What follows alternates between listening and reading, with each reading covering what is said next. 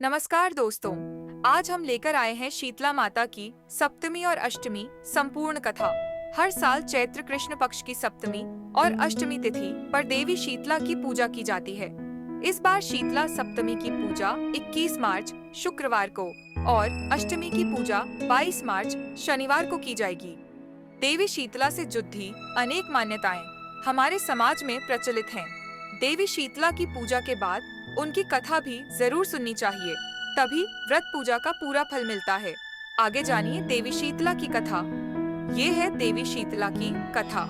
धर्म ग्रंथों के अनुसार किसी गांव में एक ब्राह्मण परिवार में माता पिता के अलावा 2 बेटे और 2 बहुएं रहती थीं। विवाह के काफी समय बाद भी ब्राह्मण की दोनों बहुओं को संतान नहीं हुई, तो उन्होंने शीतला सप्तमी का व्रत किया, जिसके प्रभाव से वे मां बन गईं।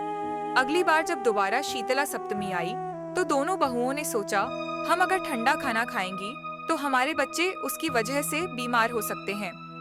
ये सोचकर उन्होंने गर्म भोजन चुपके से खा लिया। इसके बाद जब दोनों बहुएं अपने बच्चों को उठाने गईं तो देखा कि दोनों बच्चे मृत हैं। सास ने जब उनसे पूछा तो दोनों बहुओं ने उन्हें पूरी बात सच सच बता दी। सास को समझ आ गया कि ऐसा शीतला माता के प्रकोप से हुआ है। क्रोधित होकर सास ने दोनों बहुओं को घर से निकाल दिया और कहा, जब तक दोनों बच्चे जिंदा न हो जाएं, तब तक घर मत लौटना। दोनों बहुएं अपने मृत बच्चों को टोकरी में रख घर से निकल गईं। रास्ते में उन्हें 2 बहनें मिलीं। उनका नाम औरी और शीतला था।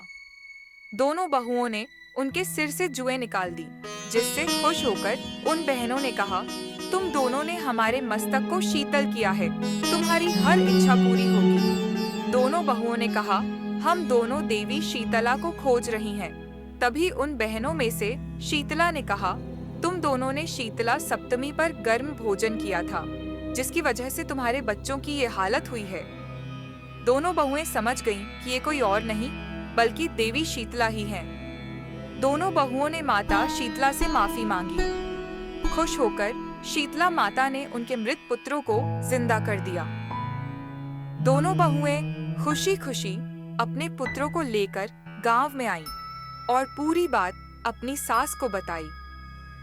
गांव वालों ने जब माता शीतला की महिमा सुनी तो उन्होंने वहां शीतला माता का मंदिर बनवा दिया और पूजा करने लगी।